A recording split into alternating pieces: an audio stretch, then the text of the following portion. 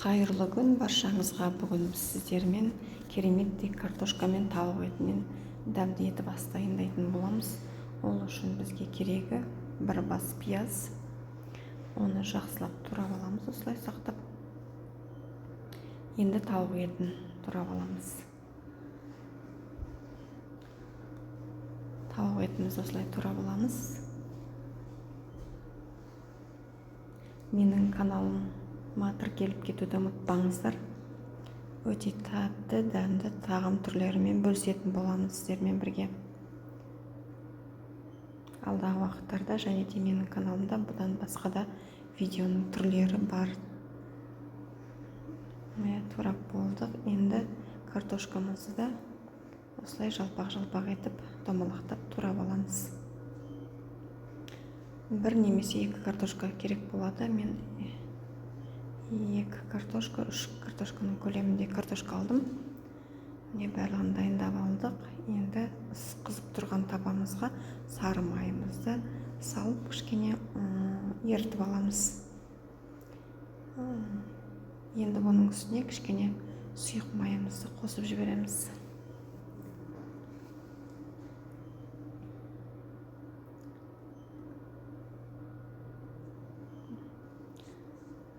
Әбден қызғаннан кейін пиязымызды салып қуырып аламыз.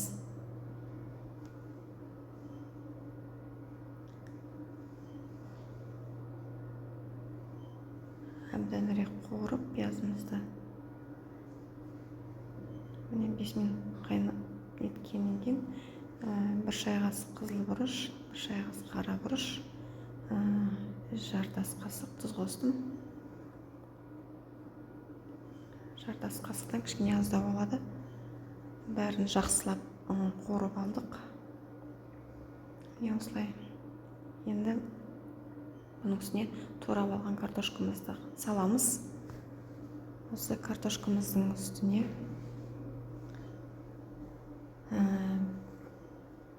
5 минутқа бетін жауып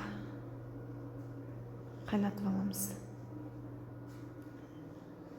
5 минут болды. Енді алып бетіне тауық етімізді турап алған салып шығамыз.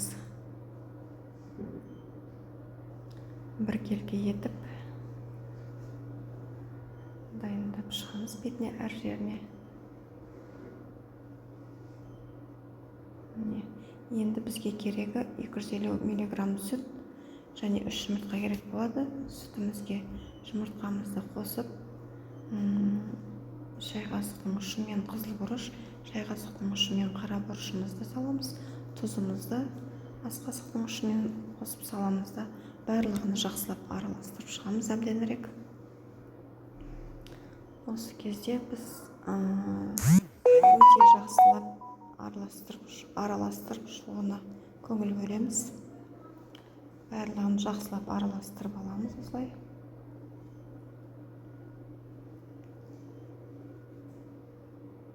Енді осы дайын болған тағамымыздың бетін ашып, үстіне құйып шығатын боламыз.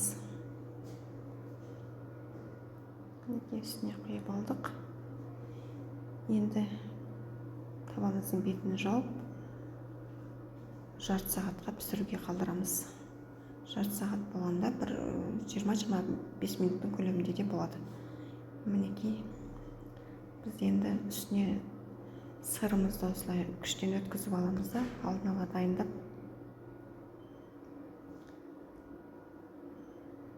қоямыз. Тағамымыз дайын болды деп 5 минут қалған кезде, міне 20 бетіне ашып, тағамымыздың бетіне сырымызды сеуіп шығамыз. Бір келке етіп.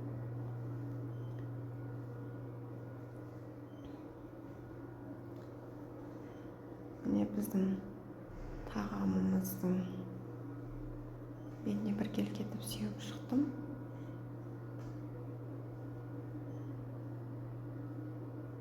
Енді бір қызанағымызды, помидорымызды алып, домалақ етіп турап шығамыз. Сырымыз 5 минут тұру керек болады. Сразу сырымызды салғаннан кейін, осы помидорымызды үстіне саламыз. Міне дайын болғаннан кейін.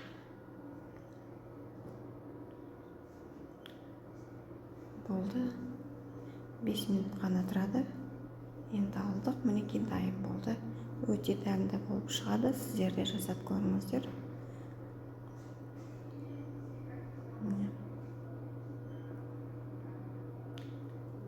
Кесіп алып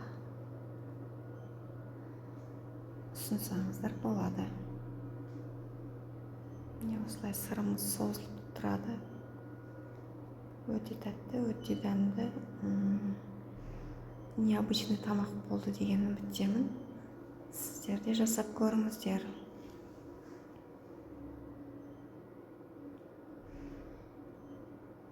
Ас болсын.